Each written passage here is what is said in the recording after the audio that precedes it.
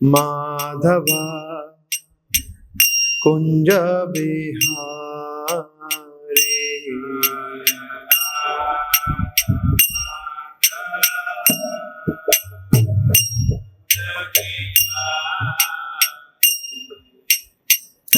गोपी जन वल्लभ गिरिवरधारी।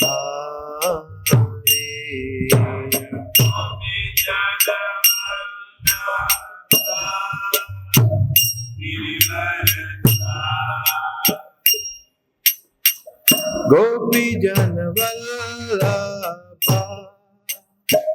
गिरिवरधारी।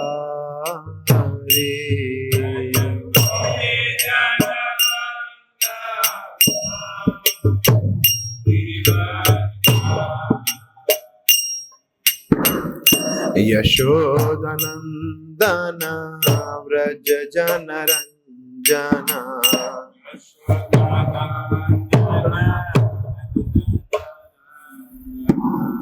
यशोदनंदन व्रज जनरंजना।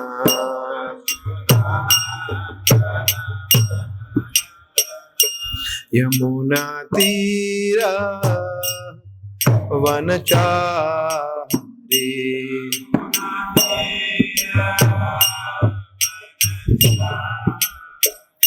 यमुना तीरा वनचारी।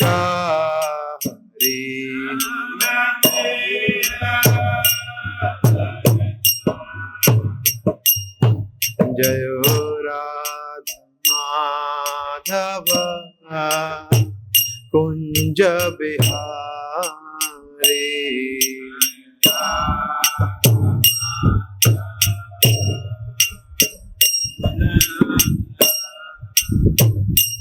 जयो राधा माधव कुंज बिहारी।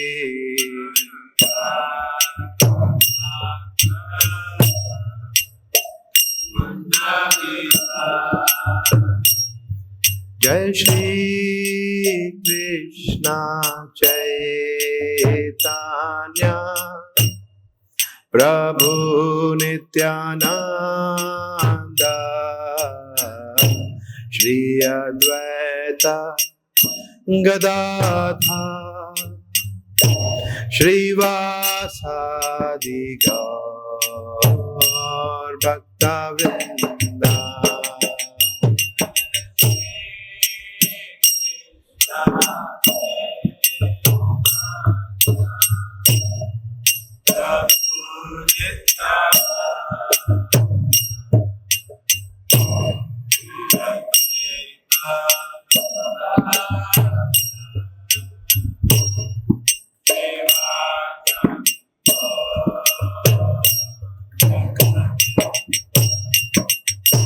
जय श्री कृष्ण चैतन्य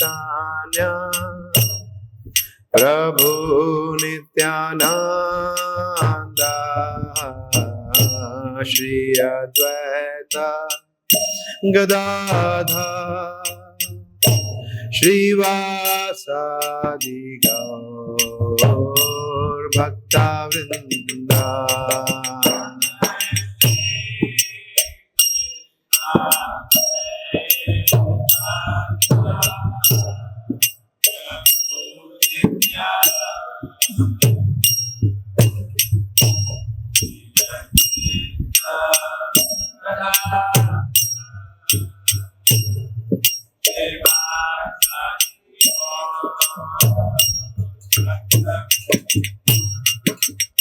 हरे कृष्णा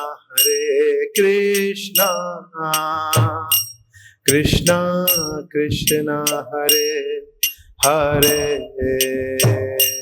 हरे Ram Ram Ram Ram Hare Hare.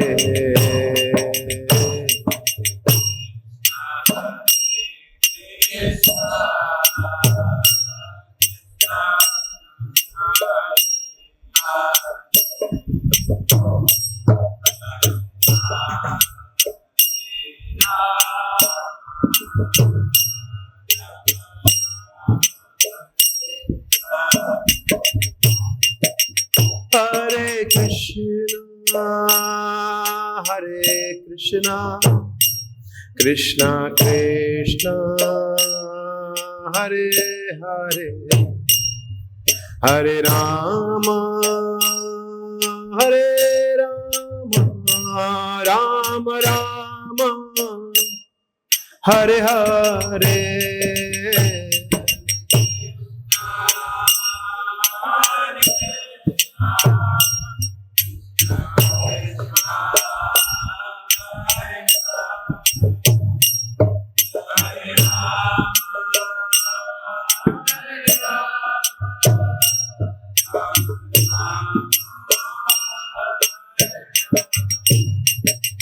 Hare Krishna Krishna Krishna Hare Hare Hare Rama Rama Rama Hare Hare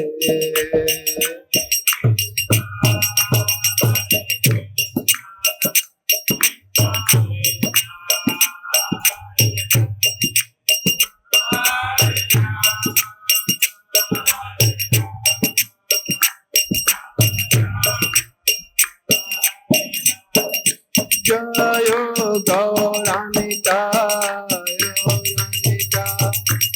Gauranika Jayo Gauranika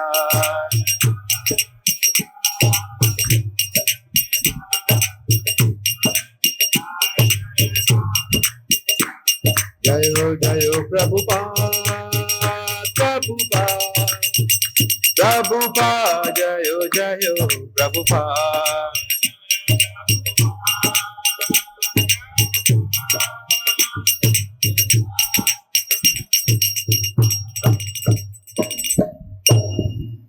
हरिनाम संकीर्तन यज्ञ की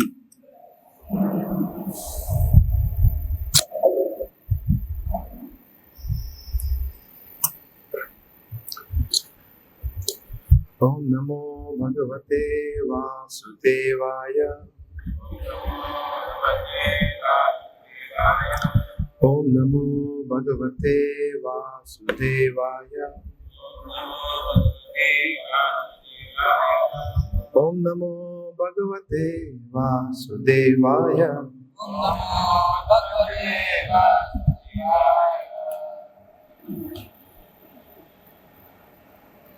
हरे कृष्णा। हम लोग पढ़ रहे हैं स्कंद 10 अध्याय 54 श्लोक संख्या 42 से 44।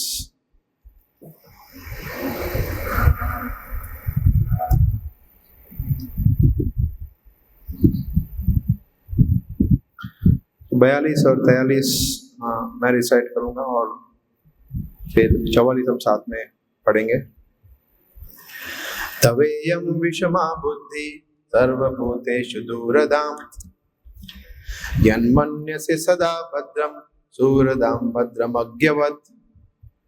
बलराम ने रुक्मिणी से कहा, तुम्हारी मनोवृत्ति न्याय संगत नहीं है, क्योंकि तुम अज्ञानी मनुष्य की भांति उनका मंगल चाहती हो जो संपूर्ण जीवों के प्रति शत्रुतापूर्ण है और जिन्होंने तुम्हारे वास्तविक शुभ चिंतकों के साथ दुष्कृत्य किया है।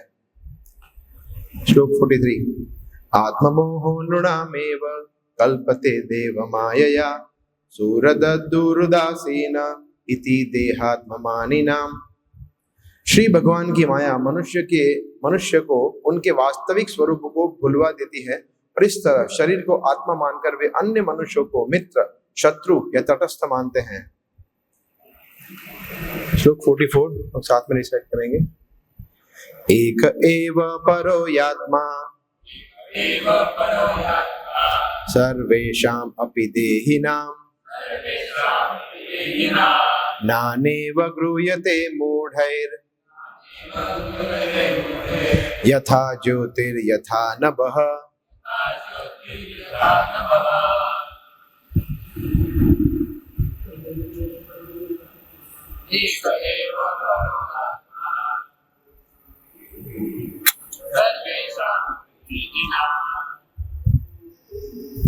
नानेव गृह्यते मूढैर्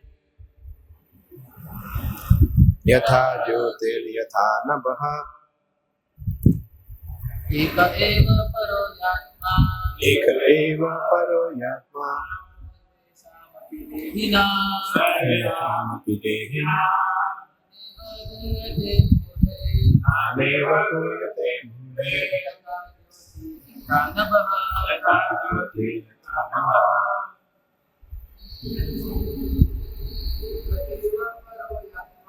एक एव परो यात्मा सर्वेषामपि देहिनां नानेव पूयते मूढे यथा ज्योतिर्यथा नभः एकः एक एव अकेला परः परम ही निसंदेह आत्मा आत्मा सर्वेषां सभी अपि तथा देहिनां देहधारियों में नाना अनेक इव मानो गुरुयते अनुभव की जाती है मूढ़ई मोहग्रस्तों द्वारा यथा जैसे ज्योति नैसर्गिक पिंड यथा जिस तरह नभः आकाश में। अनुवाद और तात्पर्य हिज डिवाइन ग्रेस AC भक्ति वेदांत स्वामी श्री प्रभुपाद के शिष्यगण द्वारा। जो मनुष्य मोहग्रस्त है वे समस्त जीवधारियों के अंदर निवास करने वाले एक परमात्मा को अनेक करके मानते हैं। जिस तरह से कोई आकाश में प्रकाश को या आकाश को ही अनेक रूपों में अनुभव करता हो। तात्पर्य इस श्लोक की अंतिम पंक्ति यथा ज्योतिर यथा नभः में दो उपमाएं हैं जिनमें एक ही वस्तु हमें अनेक प्रतीत होती है। ज्योति ही नैसर्गिक पिंडों के यथा सूर्य या चंद्रमा के प्रकाश का द्योतक है। यद्यपि चंद्रमा एक है किंतु उसका प्रतिबिंब हमें जलाशयों नदियों झीलों तथा पानी के बर्तनों में दिखता है। तब ऐसा प्रतीत होता है जैसे कई चंद्रमा हो जबकि चंद्रमा रहता है एक ही। इसी प्रकार हम प्रत्येक जीव में दैवी उपस्थिति का अनुभव करते हैं क्योंकि भगवान सर्वत्र उपस्थित है यद्यपि है एक ही। दूसरी उपमा है यथा नभः। यदि एक कमरे में मिट्टी के कई बंद पात्र रखे हो तो प्रत्येक पात्र में आकाश या वायु होता है यद्यपि आकाश एक है। श्रीमद् भागवतम 1:232 ऐसा ही दृष्टांत अग्नि तथा काष्ठ विषयक है। यथा ही अवहितो वर्हिर दारुष्वेक स्वयोनिषु नानेव भाति विश्वात्मा भूतेषु तथा पुमान। श्री भगवान परमात्मा के रूप में सभी वस्तुओं में व्याप्त है जिस तरह काष्ठ में अग्नि व्याप्त रहती है। अतः वे अनेक रूपों में प्रकट होते हैं यद्यपि वे अद्वितीय एवं परम पूर्ण है। ओम ज्ञानतिमिरान्धस्य ज्ञानाञ्जनशलाकया चक्षुरुन्मीलितं येन तस्मै श्रीगुरुवे नमः। श्रीचैतन्यमनोभीष्टं स्थापितं येन भूतले स्वयं रूप कदा मह्यं ददाति स्वपदान्तिकं।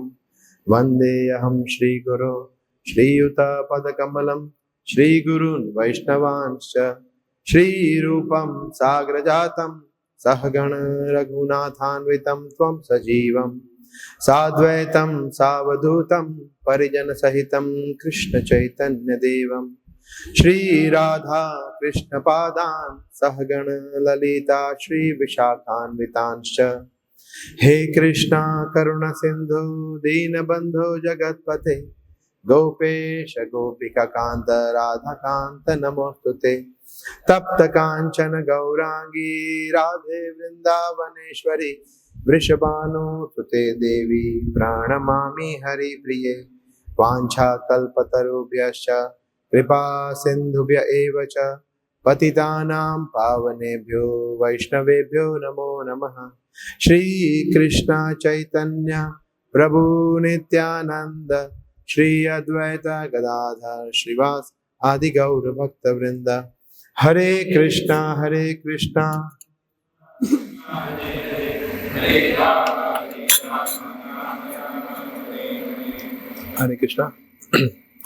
तो हम लोग यहाँ 10वें स्कंद से चर्चा कर रहे हैं अध्याय 54। तो अभी ये जो प्रसंग चल रहा है वो है भगवान श्री कृष्ण और रुक्मिणी देवी के विवाह के संबंधित। तो अभी विवाह हुआ नहीं है, अभी उसके पहले का जो लीला है वो चल रहा है। तो इसमें हमने देखा अब तक कि रुक्मी और भगवान के बीच में जो युद्ध होता है, आगे कुछ 10-15 श्लोकों में आपने देखा होगा कि ये शस्त्र उठाया, भगवान ने वो शस्त्र काट दिया, फिर ये तलवार उठाई, फिर जो भी शस्त्र अवेलेबल थे सब युद्ध करने के लिए प्रयास किया, भगवान ने सब कुछ काट दिया। फिर भगवान ने अपनी तलवार उठाई, और भगवान ने अपनी तलवार उठाई, रुक्मिणी देवी अत्यंत भयभीत हो गई कि अभी तो रुक्मी का बचने का कोई उपाय है ही नहीं। और फिर वो प्रार्थना करते हैं भगवान से,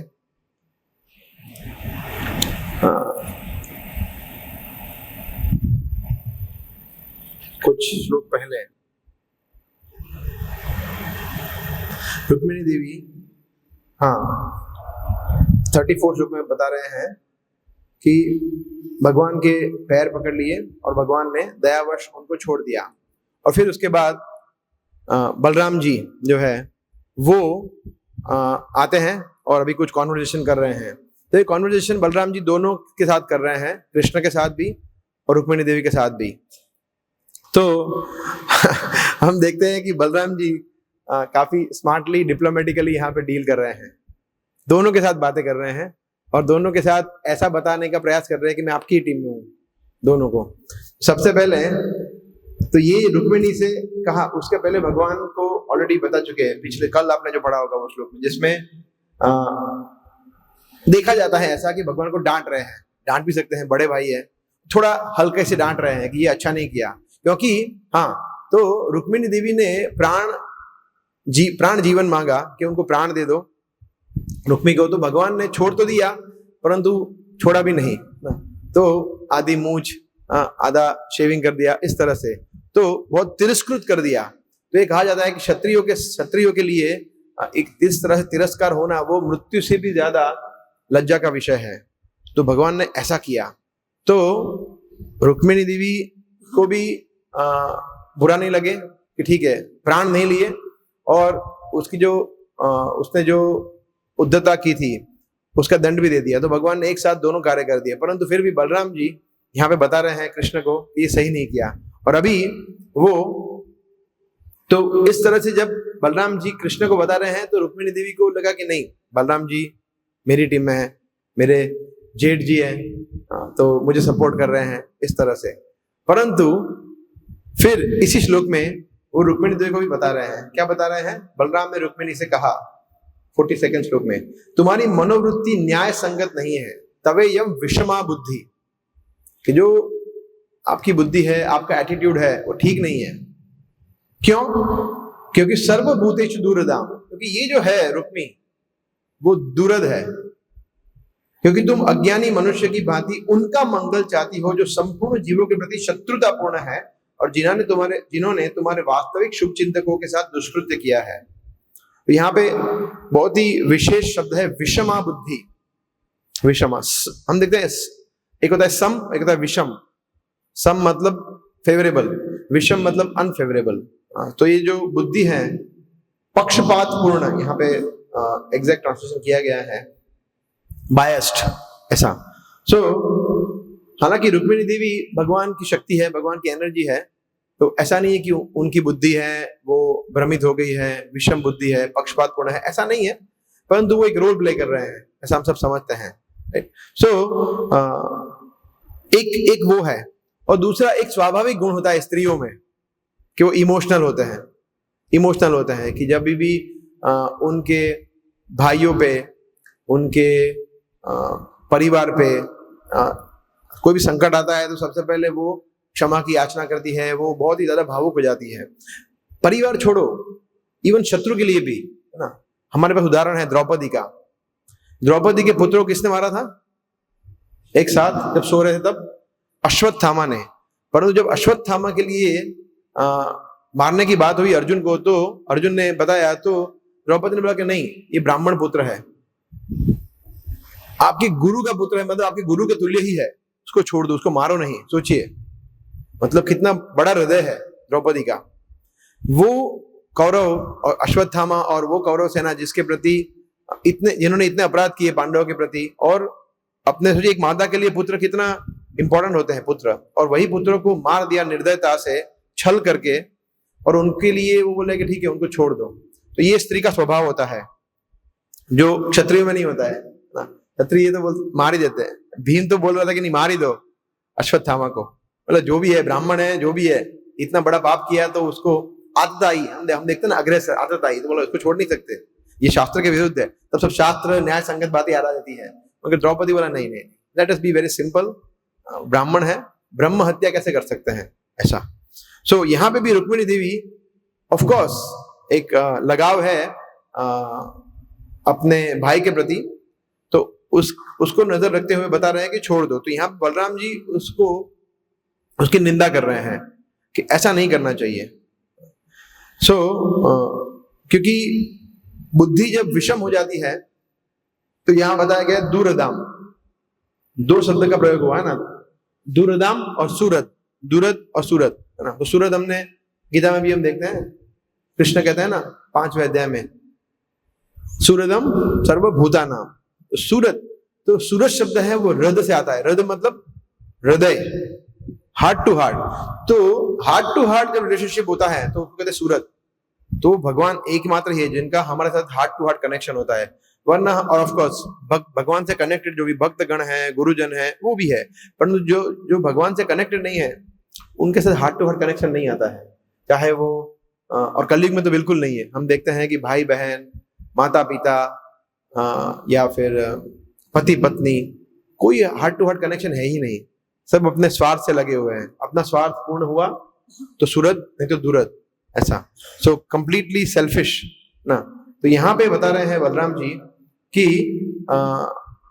ये जो रुक्मी है वो सिर्फ आपके प्रति दुरद ऐसा नहीं है, सर्वभूतेषु ही इज कंप्लीटली एनवियस है ना, क्योंकि वो भगवान से ईर्ष्या करता है। और भगवान से ईर्ष्या करना मतलब सभी से ईर्ष्या करना ऐसा।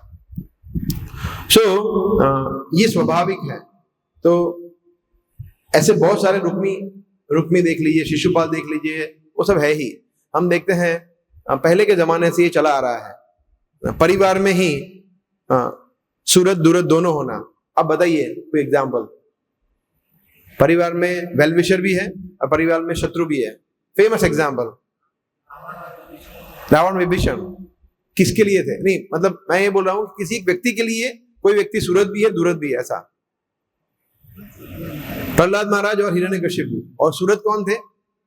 उनकी माता थी, नारद मुनि थे, वो उनके लिए अफेक्शनेट थे, परंतु सेम परिवार में उनके पिता कंप्लीटली शत्रु थे। फिर और ध्रुव महाराज के लिए भी दो माताएं थी, सुनीति सुरुचि। तो सुरुचि थी फेवरेबल नहीं थी, सुनीति थी she was very very favourable. वो एक्चुअली वो तो पथ प्रदर्शक गुरु रही उनकी, उन्होंने उनको बताया कि आपको भगवान की शरण में जाना चाहिए। हम देखते हैं पांडव के परिवार में भी हम देखते हैं कि सूरत दूरत दोनों है। कौन है सूरत और दूरत सेम परिवार में? भीष्म पितामह फेवरेबल, अच्छा जाते थे, हित चाहते थे। विदुर जी तो वो भी, और धृतराष्ट्र बिल्कुल फेवरेबल नहीं था, वो सिर्फ अपने पुत्रों के बारे में सोचता था। तो ये बरसों से चला आता है, युगों युगों से चला आता है कि परिवार में चाहे वो सतयुग हो, द्वापर हो, त्रेता हो, ये चलता ही रहेगा, राइट। सो रुक्मिणी देवी के लिए यहाँ पे दूरत थे, परंतु साथ साथ उनके साथ दो सूरत भी वहां पे उनके सामने थे। कौन? कृष्ण और बलराम। तो कृष्ण जो है वो तो पूर्ण पुरुषोत्तम भगवान है, और बलराम है वो कौन है? क्या तत्व है बलराम का तत्व? गुरु का तत्व है, राइट। सो एक्चुअली वास्तव में देखा जाए तो हमारे लिए दो ही सूरत है, जो रुक्मिणी देवी के लिए है वही हमारे लिए भी वही वेल विशिंग फ्रेंड वही है, और कोई है ही नहीं। हमारे गुरु और कृष्ण दो ही है। बाकी ऑफ कोर्स डिवोटीज की बात नहीं कर रहे हैं हम, जो भौतिक जगत में और संबंध होते हैं। ऑफ कोर्स अगर परिवार वाले भक्त है then it is a different thing, otherwise वो परिवार वाले जो है वो जब हम उनको फेवरेबल उनको उनकी तरफ झुकाव करते हैं जो भगवान के अनुकूल नहीं है, भक्ति में हमें प्रोत्साहन नहीं देते हैं, तो हमारी बुद्धि विषम हो जाती है। ये हम देखा जाता है, विशेष करके जब ब्रह्मचारी जीवन में जो व्यक्ति प्रवेश करता है तो उसके साथ ये संघर्ष होता ही है, बिकॉज वहां भी बहुत सारे रुक्मी होते हैं अलग अलग रूपों में। तो वो भगवान की शरण में, रुक्मी का प्रॉब्लम क्या था कि रुक्मिणी देवी को कृष्ण की शरण में जाने के लिए मना कर रहा था। तो यहाँ भी यही हो रहा है, सो कॉल हमारे सूरज जो है परिवारजन, वो अगर हमें भगवान की शरण में जाने नहीं दे रहे हैं तो वो दुरद है, सूरज नहीं है, रुक्मी की तरह है। परंतु अगर वो फेवरेबल है देन इट इज ओके। तो ऐसे दुरद जो है, जो हमारे परिवारजन, अगर वो हमें भगवान की शरण में जाने नहीं दे रहे हैं तो क्या करना चाहिए? छोड़ देना चाहिए कि रहना चाहिए? It's debatable question, very sensitive topic. But हम देखते हैं हमारी मूवमेंट में हिज ऑर्डिनेंस गिरिराज स्वामी, तो उनके पिता बहुत धनी थे, वेरी वेरी वेल्दी एडवोकेट, बहुत ही धनी थे। जब वो प्रभुपाद की मूवमेंट में जुड़ गए, प्रभुपाद की शरण में जाने का निर्धारण उन्होंने ये निर्णय लिया, तो उनके पिता ने उनको एक चेक दिया $1 मिलियन। बोले ये लो, $1 मिलियन अभी भी बहुत है, उस समय पे तो बहुत था, अभी के जमाने में भी 10 टाइम्स वैल्यू होगी। तो $1 मिलियन दिया, बोला ये लो और जाना नहीं है। मतलब $1 मिलियन नहीं चाहिए। $1 मिलियन मतलब अभी के जमाने में आप समझिए around 100 crore, 100 CR, 100 CR is too much, बोला नहीं चाहिए। एंड सो दैट इज, तो ये भगवान के जो भक्त होते हैं उनका ये मूड होता है, राइट। ऑफ कोर्स उसका मतलब ये नहीं है कि हमारे परिवार जन हमें अपोज कर रहे हैं तो हमें उनको छोड़ देना है। द बेस्ट चीज कि हम उनको ज्ञान दें, उनको मंदिर में जोड़े, उनको भक्त बनाए। हम देखते हैं काफी सारे ब्रह्मचारी जो यूथ है, ब्रह्मचारी जीवन, ब्रह्मचारी आश्रम लेते हैं, उनके माता पिता पहले कोऑपरेट नहीं करते हैं, मगर बाद में जब वो देखते हैं कि मेरा पुत्र कितनी अच्छी सेवाएं कर रहा है, कितना इम्प्रूव हो गया है, पहले 12 बजे उठता था, 9 बजे उठता था, सिगरेट पीता था, ये नशा करता था, ये करता था, अभी कितना अच्छा हो गया है, और बहुत ही अच्छा जीवन जी रहा है, हेल्दी हो गया है। तो फिर वो नेचुरली उनको जिज्ञासा होती है कि ऐसा तो क्या है। फिर वो यहाँ पे आते हैं, दर्शन करने आते हैं, फिर किसी को मिला लेते हैं कांग्रीगेशन से, बोला इनको भी जोड़ दो, फिर वो किसी कांग्रीगेशन जुड़ जाते हैं, फिर वो माला का जप करते हैं, दीक्षा भी लेते हैं। ऐसा होता है नहीं होता है? 100% होता है। तो that is the right way of दूरज। जो पहले दूरज ही थे वो कोई सपोर्टिव नहीं थे, है ना, बहुत झगड़े किए, घर के अंदर उनको बांध दिया, बाहर नहीं जाने देते थे, लड़ाई झगड़े सब कुछ किए, मगर आगे जाके 1 साल 2 साल 5 साल के बाद वही प्रभु की शेल्टर में आ जाते हैं। तो यह कृपा चैतन्य महाप्रभु की। तो that is what we should, हमें प्रहलाद हमें ये गिरिराज स्वामी की तरह नहीं करना चाहिए कि नहीं आपको छोड़ दूंगा, उनके पास और कोई ऑल्टरनेटिव नहीं रहा होगा, इसलिए तो महाराज का अलग मूड था और हम वो नहीं है, हम उनकी चेतना जैसे नहीं है। तो इसलिए हमें प्रयास करना चाहिए कि अगर हमारे परिवारजन रुक्मी बन रहे हैं तो हम उनको भगवान की सेवा में जोड़ने का प्रयास करें, ऐसा, राइट। ओके, फिर नेक्स्ट श्लोक में बता रहे हैं आत्मा मोह नृणाम एव कल्पति देव माया सूरत दूरदासीना इति देहात्म मानिनाम। तो यहाँ पे बलराम जी फिलोसॉफी बता रहे हैं। यहाँ बताया विषमा बुद्धि कि हे रुक्मिणी आपकी बुद्धि जो है भ्रमित हो गई है, बायस्ड है। क्यों? ये रीजन यहाँ बता रहे हैं, क्योंकि भगवान की माया है, देव माया, कृष्ण की माया शक्ति है, उससे चलते व्यक्ति सिद्धांत बता रहे हैं। ऐसा नहीं है कि वो भ्रमित है, जैसे अभी हमने पहले चर्चा किया, वो तो भगवान की स्वयं माया शक्ति है, वो तो भगवान की शक्ति है, तो वो भ्रमित नहीं हो सकती है, परंतु वो रोल प्ले कर रहे हैं। परंतु यहाँ सिद्धांत बता रहे हैं कि इसी तरह भगवान की माया शक्ति के अनुसार व्यक्ति सोचता है कि ये मेरा है, ये मेरा नहीं है, और ये तटस्थ है। 3 बता रहे हैं ना चीजें, सूरत, दूरत और उदासीना, 3 शब्द है। सूरत मतलब जो हमारे फेवरेबल है, दूरत मतलब कंप्लीटली शत्रु है, तो मित्र, शत्रु, और उदासीन मतलब न्यूट्रल, से कोई लेना देना नहीं है। से हम बाहर स्ट्रेंजर होते हैं, उनसे बोलते कि टाइम क्या हुआ, तो बोले टाइम 10 बजे, तो फ्रेंड भी नहीं है, शत्रु भी नहीं है, न्यूट्रल है, वो टाइम बता रहा है, बस खत्म। फिर लास्ट लाइफ में कभी उससे मिलेगी भी नहीं शायद, दैट इज न्यूट्रल पर्सन। तो सब कुछ हो रहा है सो कॉल्ड, हाँ, तो ये बता रहे सो कॉल्ड फ्रेंड्स, सूरत, दूरत और उदासीना, ये क्यों हो रहा है? क्योंकि देहात्म मानिनम, मानिनम मतलब मानते हुए, देहात्म, आत्मा मतलब सेल्फ, और देह मतलब देह, शरीर, तो शरीर को सेल्फ मानने के कारण हो रहा है।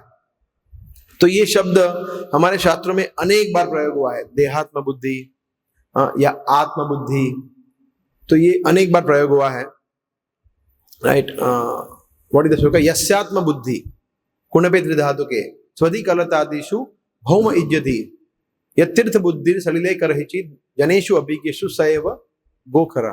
अनेक बार बताया गया है कि जो देहात्म बुद्धि है that is the root cause of all problems, है ना।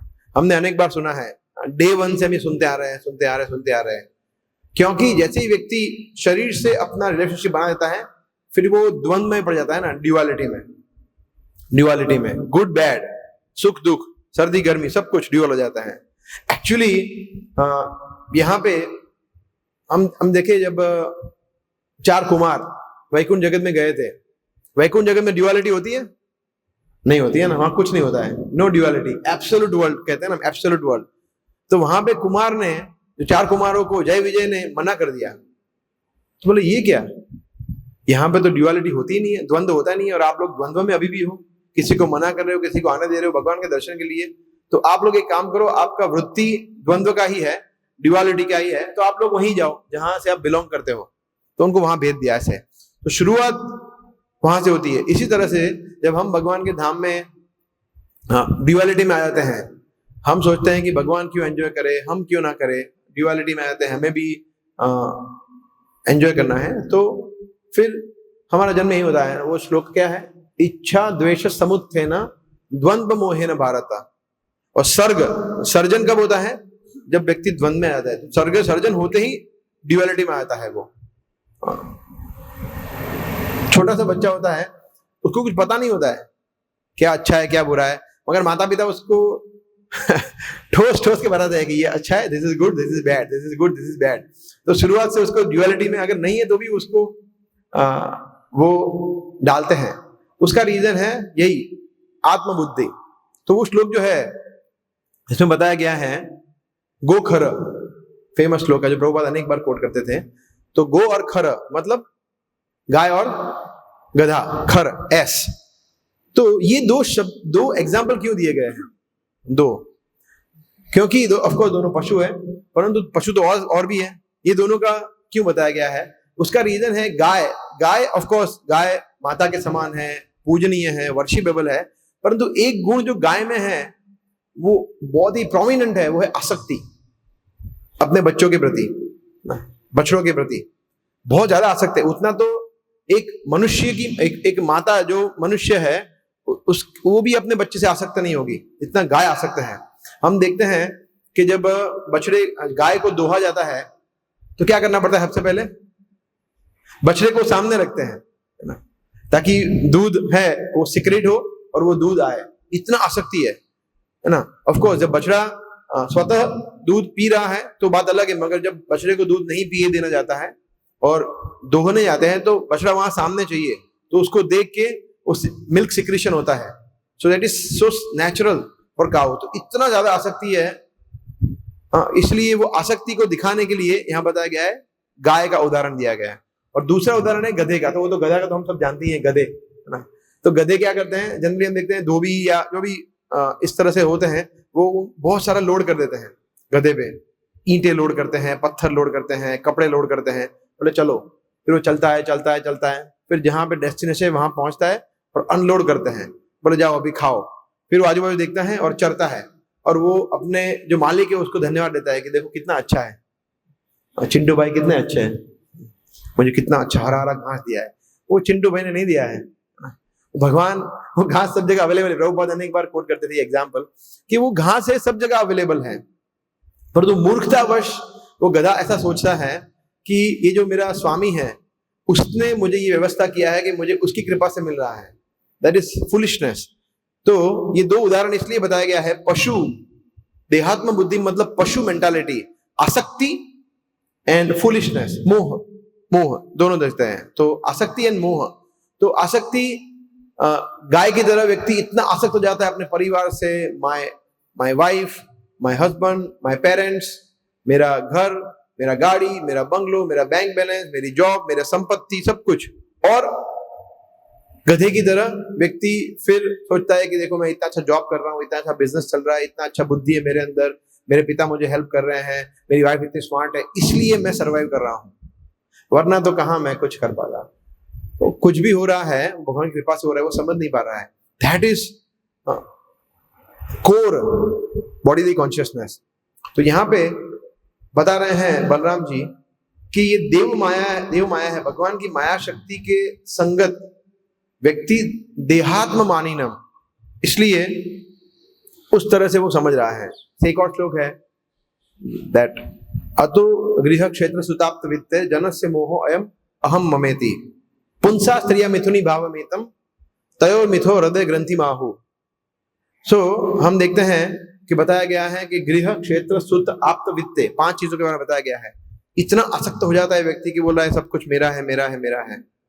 सो उससे व्यक्ति, तो यहाँ बता रहा है कि रुक्मी के प्रति जो आसक्ति है वो, क्योंकि रुक्मी थोड़ी उनका भाई है, वो तो इस लाइफ में, उसके बाद क्या, उसके बाद कुछ नहीं। तो बलराम जी एकदम हायर फिलोसॉफी बता रहे हैं एक ही श्लोक में कि भगवान की माया शक्ति के अनुरूप ये हो रहा है, और क्योंकि आप अभी बॉडीली कॉन्शियसनेस में हो इसलिए आप उसको अपना भाई मान रहे हैं, ऐसा। और एक्चुअली ये सब कुछ शुरुआत हम देखते हैं गीता में भी यही से हो रहा है।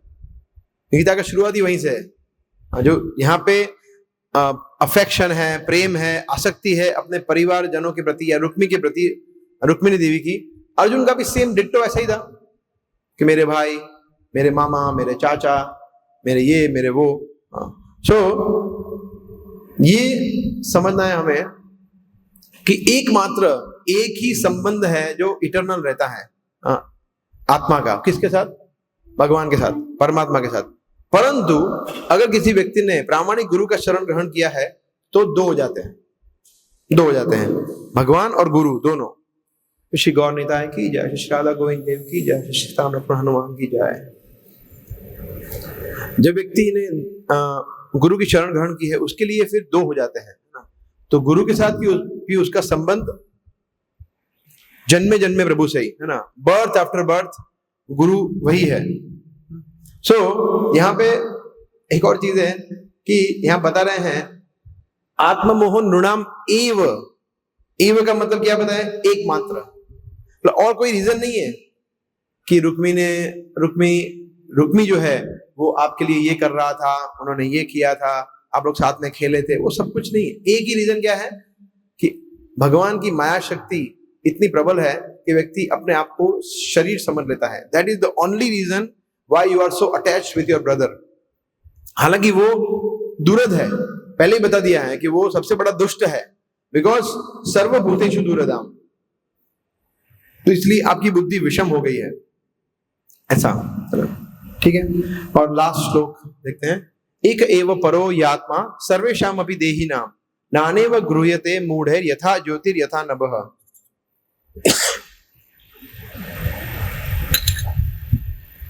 जो मनुष्य मोहग्रस्त है वे समस्त जीवधारियों के अंदर निवास करने वाले एक परमात्मा को अनेक करके मानते हैं, जिस तरह से कोई आकाश में प्रकाश को या आकाश को ही अनेक रूपों में अनुभव करता हो। तो यहाँ पे एक स्पिरिचुअल विजन दे रहे हैं।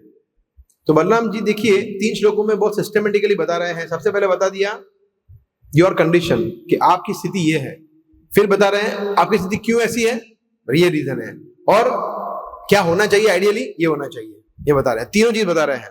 क्या होना चाहिए कि स्पिरिचुअल विजन होना चाहिए, है ना, मटेरियल विजन नहीं होना चाहिए। स्पिरिचुअल विजन होने से सिर्फ रुक्मी नहीं, आप हर एक व्यक्ति को एक समान समझेंगे। दैट श्लोका पंडिता समदर्शिना विद्या विनय संपन्ने ब्राह्मणे कवि हस्तिनी शुनि चैव स्वपाके च।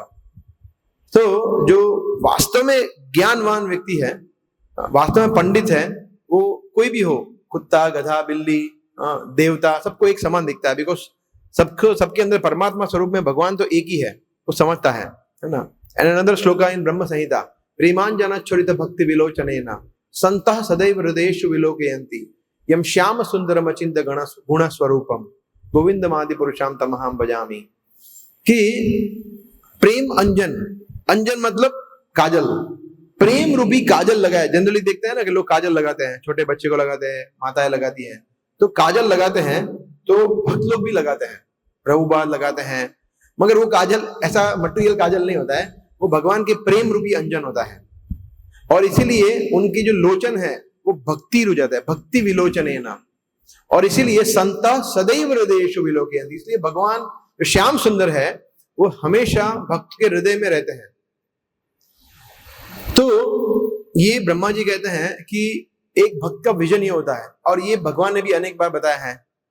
That shloka in 6th chapter, यो माम पश्यति सर्वत्र सर्वम च मयि पश्यति तस्याहं न प्रणश्यामि सच मे न प्रणश्यति, कि जो वास्तव में मेरा भक्त है मुझे सब जगह देखता है और सभी वस्तुओं को मुझ में देखता है। ऐसे अनेक श्लोक है गीता में।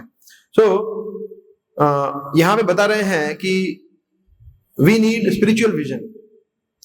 और ये ऐसा नहीं है कि बहुत बड़े बड़े, प्रभु जी आप तो बात कर रहे हैं बहुत बड़े बड़े भक्तों की बात कर रहे हैं, हम तो कहाँ, ये तो सब आचार्य है वो सब।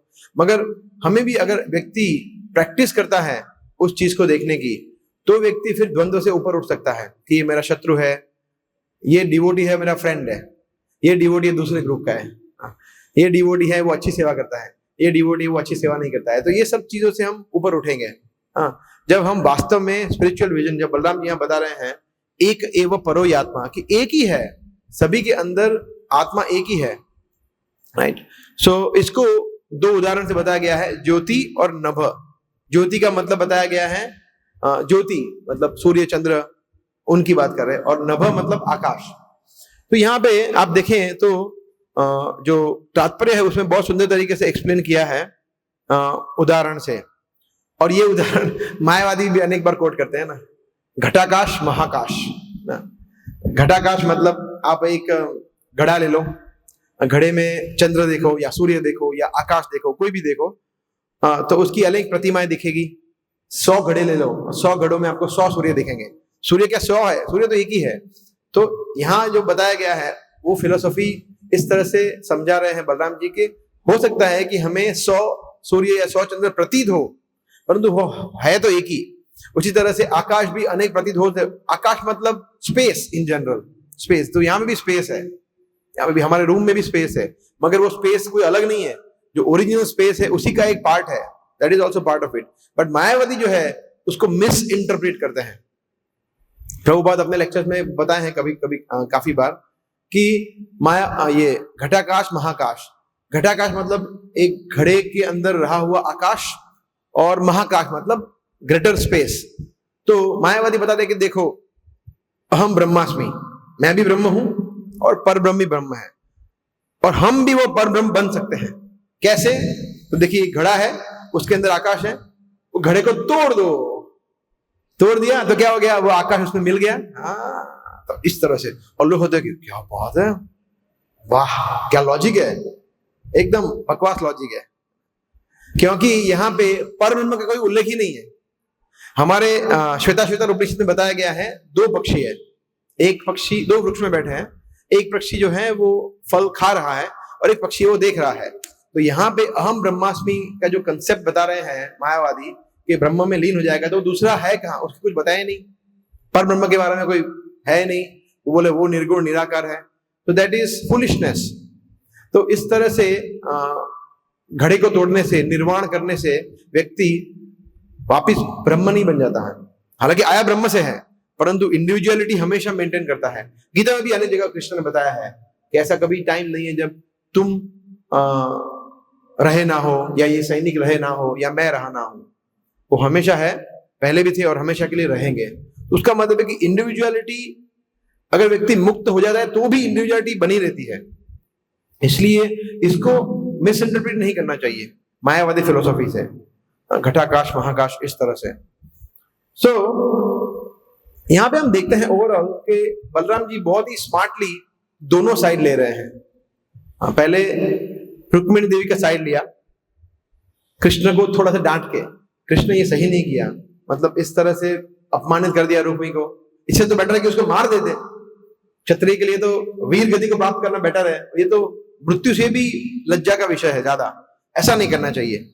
एक श्लोक में ये बता दिया, और फिर रुक्मिणी देवी को अनेक श्लोक बता रहे हैं, 2, 3, 4 श्लोक, मतलब वो एम्फेसाइज कर रहे हैं। भगवान को तो उन्होंने सिर्फ एक फॉर्मेलिटी बोला, भगवान थोड़ी कोई गलती करेंगे, Krishna can not do any mistake, Balram ji जानते हैं, परंतु रुक्मिणी देवी को एक डील करने के लिए डिप्लोमेसी यूज कर रहे हैं। कि पहले क्या है, पहले उनको अप्रिशिएट करना है ना, कि नहीं अब पहले उसको अच्छा लगे ऐसा बोलना, तो जो कृष्ण ने किया थोड़ा उसका निंदा किया कि नहीं ये सही नहीं किया, तो रुक्मिणी देवी लगे नहीं बराबर है। फिर जो रुक्मिणी देवी फेवरेबल हो गए सुनने के लिए, पहले उनकी स्थिति वो नहीं थी सुनने के लिए, तब फिर उनको रियलिटी बताया। This is very nice attitude, है ना। पहले उनको बताया, फिर उसके बाद प्लेन सत्य बता दिया कि जो है वो सीधा बोल दिया कि आपकी बुद्धि जो है वो तर्क संगत नहीं है, विषम है, सीधा बोल दिया। तबे यम विषमा बुद्धि, कि तुम्हारी मनोवृत्ति न्याय संगत नहीं है, ऐसा। और फिर बताया क्यों ऐसा है, क्योंकि आप माया में हैं, बिकॉज भगवान की माया शक्ति वो सभी के अंदर कार्य कर रही है। और फिर बताया क्यों ऐसा है, और इसके कारण क्या हो रहा है कि आप भगवान का रोल नहीं देख रहे हैं, भगवान को पृथक पृथक देख रहे हैं। भगवान जो है वो हर एक कारणों के कारण है। इस जो लास्ट 44 श्लोक है उसका मतलब सिर्फ ऐसा नहीं है कि भगवान को एक समझना, वो तो है ही, उसके साथ साथ हर एक वस्तुओं में, हर एक चीजों में भगवान का हाथ, भगवान के हाथ को देखना, वो भी है। We have to see Krishna's hand behind everything. That is also the meaning of this shloka. तो इज वेरी नाइस। और बिकॉज बलराम जी हमारे गुरु है, गुरु तत्व है, तो हमारे गुरु भी बिल्कुल ऐसा ही करते हैं, सेम ऐसा ही करते हैं ना। सबसे पहले तो हमें अप्रिशिएट करते हैं, जब व्यक्ति नया नया जुड़ता है तो गुरु उनको अप्रिशिएट करते हैं, यस आप क्या सेवा कर रहे हैं। या कभी इवन पुराना भक्त भी जब मिलने जाए तो गुरु सबसे पहले डांटते नहीं है, तो वो पहले अप्रिशिएट करते हैं कि अच्छा आप पुस्तक वितरण कर रहे हैं, आप मंदिर में ये सेवाएं कर रहे हैं, प्रचार कार्य कर रहे हैं, वेरी गुड। तो व्यक्ति को, जो भक्त है उसको लगता है कि नहीं गुड, तब वो एक कंफर्टेबल जोन में आता है। फिर गुरु बताते हैं रियल फैक्ट्स, डांटते हैं, फिर हो सकता है डांटे अगर कुछ ऐसा हो तो, फिर वो सत्य को रिवील करेंगे कि नहीं ये आप सही कर रहे हैं, परंतु ये भी है ऐसा। बिकॉज उनको पता है कि जो साधक भक्त हैं, हम लोग हैं, मैं मेरी बात कर रहा हूं विशेष करके, कि बहुत ही कोमल श्रद्धा के हैं, उनकी श्रद्धा टूट सकती है। इन अ वे वी आर फूल, तो अगर उसको पहले ही डांट दिया तो ये फूल चला जाएगा, मूर्ख चला जाएगा, इसलिए पहले थोड़ा वो पैम्परिंग करते हैं गुरु, और फिर बता देते। तो यहाँ बलराम जी भी सेम वे इस तरह से करते हैं। जब व्यक्ति का श्रद्धा ठीक होता है और व्यक्ति जब इंक्वायर करता है, तब इसीलिए कृष्ण गीता में भी कृष्ण बता रहे हैं तद विधि प्रणिपाते ना। First step is to have the right mindset. तभी व्यक्ति सुन पाएगा, समझ पाएगा, जो शिक्षा दे रहे हैं उसको ले पाएगा। इसीलिए ये बहुत इंपॉर्टेंट है। और ऐसा नहीं है कि गुरु करते हैं, बलराम जी करते हैं, स्वयं कृष्ण ने भी यही किया। कृष्ण का सबसे पहला श्लोक गीता में कौन सा है? अशोच्यान अन्वशोचस्यन् प्रज्ञावादंश भाषते गतासून अगतासूंश्च नानुशोचन्ति पंडिता। कृष्ण ने गीता में सबसे पहला सेंटेंस बोला, श्लोक बोला, वो क्या है? कि तुम मूर्ख हो। सबसे पहला, सोचिए, और कुछ नहीं बोला। तो क्योंकि ऑफ कोर्स तब तक अर्जुन ने ऑलरेडी कृष्ण को गुरु के रूप में स्वीकार कर लिया था, शिष्य थे हम। इसलिए कृष्ण का एक कर्तव्य था कि अपने शिष्य को डांटे। वो ये गुरु का कर्तव्य था, प्रभुपाद भी अनेक बार बताए हैं। तो कोई फिलोसॉफी नहीं बताया पहले, कोई हायर नॉलेज नहीं दिया, उच्च ज्ञान नहीं दिया, सबसे पहले डांट दिया। तो ये ऑफ कोर्स अर्जुन मूर्ख नहीं था, अर्जुन वॉज अर्जुन। बट कृष्ण बता रहे हैं, जब हम गीता खोल के पढ़ते हैं तो सबसे पहले हमें समझना चाहिए कि हम सबसे बड़े मूर्ख हैं। हाँ, इस समझने के बाद गीता पढ़ने का शुरुआत करना चाहिए। तो भगवान हमें वो प्लेटफॉर्म बता रहे हैं कि जो प्लेटफॉर्म से हमें भक्ति की शुरुआत करनी चाहिए। एक्चुअली चैतन्य महाप्रभु ने यही बताया, गुरु मोरे मूर्ख देखी कौटिल्य शासन।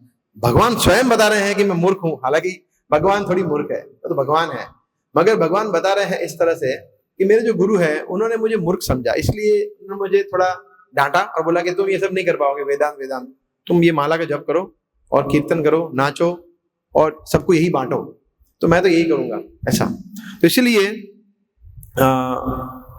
हम भी ये समझना है कि जब हमें हमारे अथॉरिटी प्रचार का सेवा देते हैं, जैसे हमारे गुरु हैं, वरिष्ठ भक्त है, वो बोलते हैं कि ठीक है अभी आप इस छोटे से ग्रुप को आप थोड़ा प्रीच करिए, प्रचार करिए, या कुछ आप सेशन लीजिए, या फिर आप 1-to-1 किसी को काउंसिल करिए, उनको मेंटरशिप दीजिए। तो हमें भी हमारे आचार्य प्रणाली को फॉलो करना चाहिए। उसका मतलब है कि हमें सीधा नहीं बोलना चाहिए कि आप तो कर्मी हो, क्या कर रहे हो, फंसे हुए हो संसार में, मर जाओगे, छोड़ो ये सब, ये करो, ऐसा नहीं बोलना चाहिए। उसको पहले बोलना चाहिए, है ना। जैसे वैशिष्य के प्रभु, मैं उनका बहुत सालों पहले वीडियो देख रहा था, मुझे भी याद है, बुक डिस्ट्रीब्यूशन करते हैं जब तो वो सबसे पहले अप्रिशिएट करते हैं, नाइस जैकेट, वाओ, वो खुश होता है, मेरा जैकेट बहुत अच्छा है। फिर वो सुनता है, नाइस हैट, सुनता है, where are you from, you from this. Of course यहाँ पे सब दिग्गज है पुस्तक वितरण के, उनके बारे में कुछ बोल नहीं सकता उनके सामने, but the point is when we appreciate others, तब वो सुनता है।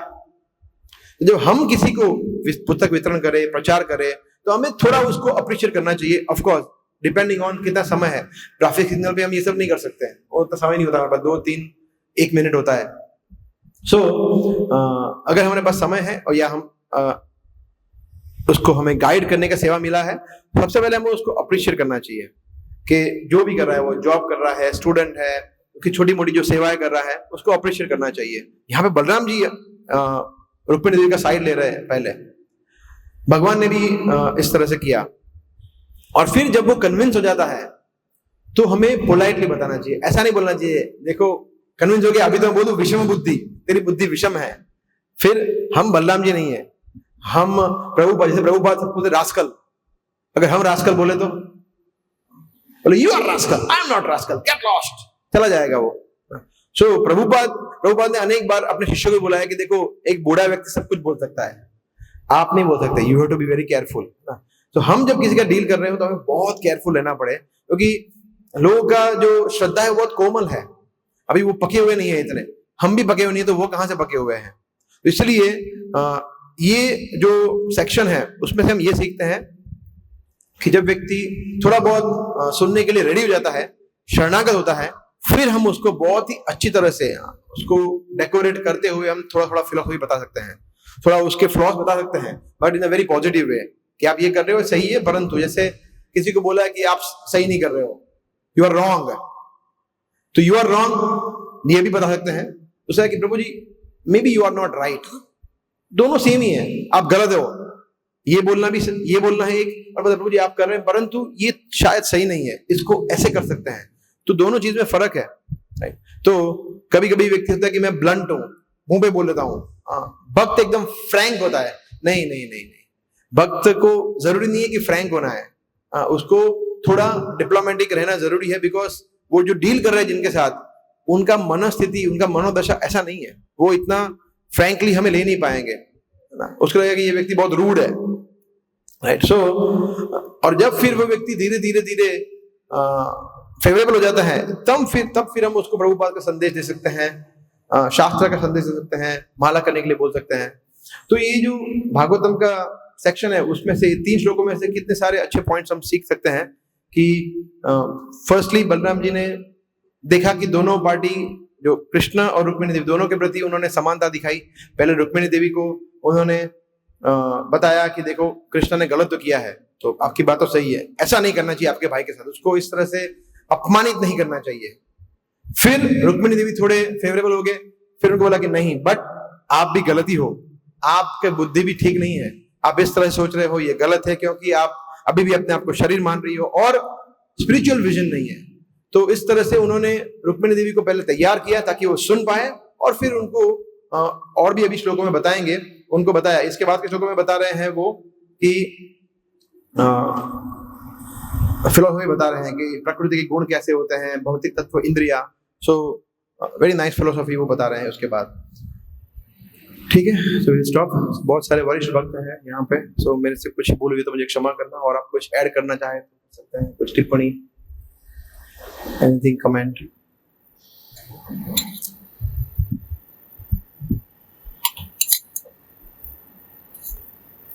Okay, we can stop.